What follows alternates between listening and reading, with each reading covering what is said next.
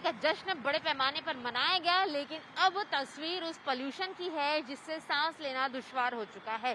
सबसे पहले मैं तस्वीर आपको अक्षरधाम की दिखाऊं, जहां पर आपको अभी भी बहुत बुरी स्थिति में हवा की गुणवत्ता नजर आएगी। आपको बताते चले कि सेंट्रल पोल्यूशन कंट्रोल बोर्ड ने कहा है कि 36 में से अधिकतर जो दिल्ली के बोर्ड्स हैं वो very poor zone, red zone में शामिल हो चुके हैं। और इसी के अलावा जब आप तस्वीरों में देखेंगे, एक तरफ आपको अक्षरधाम मंदिर भी खुद धुंधला नजर आएगा, उसके आसपास का इलाका जो है वह भी ऐसा लग रहा है कि एक धुंध जो काले रंग की है प्रदूषित, उसमें घिर चुकी है। आपको बता दें कि रात 10 बजे तक राजधानी का औसत AQI जो है वो 344 रहा, जो कि बहुत खराब श्रेणी में आता है। लेकिन कई हालात जो हैं इलाकों में वो और भी ज्यादा बुरे रहे, जहां पर सीवियर कैटेगरी को भी नोटिस किया गया। दूसरे क्षेत्र में जब आप देखेंगे, आपको पूरी तरह से कोहरा धुंध नजर आएगी। मैं आपको बताते चलूं कि सवेरे 5 बजे के जो आंकड़े हैं उसमें भी कोई खास सुधार नहीं हुआ है। दिल्ली के अलग अलग इलाकों में जो AQI है वो 400 के पार, 350 के पार ऐसे ही रहा। आनंद विहार में 348, अशोक विहार में 386, ITO पर 347, चांदनी चौक में 341, वहीं शादीपुर में 390। यह आंकड़े रहे सुबह के, जब थोड़ा बदलाव, थोड़ी बेहतरी एक्सपेक्ट की जा रही थी।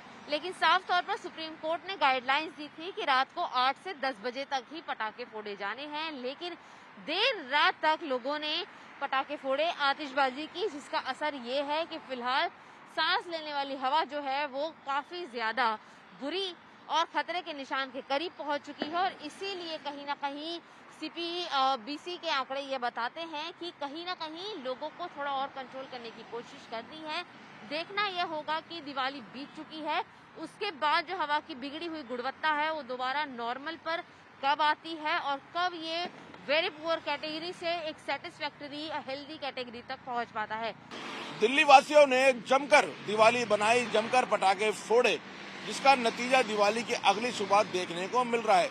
इस वक्त हम पूर्वी दिल्ली के घनी आबादी वाले इलाके में खड़े हैं और यहाँ की अगर आपको स्थिति दिखाऊं तो इस वक्त धुएं की काली चादर जो है वो इलाके में देखने को मिल रही है। और अगर फिजा की बात करें तो इस फिजा में पटाखे की गंध अभी भी महसूस की जा सकती है।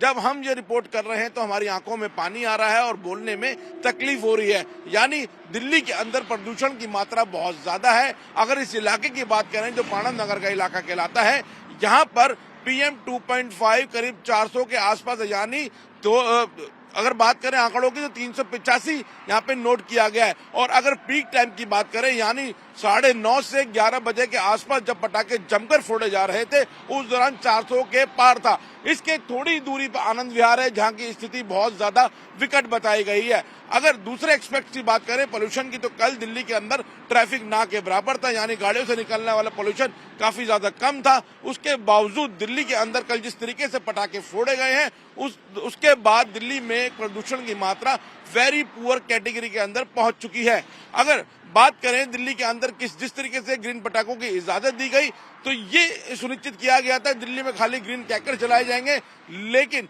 दिल्ली पुलिस एक बड़ा मैसिव एक्शन लेने में यहाँ विफल नजर आई है। दिल्ली में न सिर्फ दूसरे पटाखे बेचे गए बल्कि जमकर फोड़े भी गए। और दिल्ली पुलिस की तरफ से एक बड़ा एक्शन जो देखने की बात कही जा रही थी, तो दिल्ली पुलिस क्राइम ब्रांच ने कही थी, वो ऐसा एक्शन होता हुआ नजर नहीं आया। खासकर से ये घनी आबादी वाले इलाकों में जब गली गली के अंदर जमकर पटाखे फोड़े गए, और इसका नतीजा अगले दिन सुबह देखने को मिल रहा है कि प्रदूषण की मात्रा बहुत ज्यादा विकट है।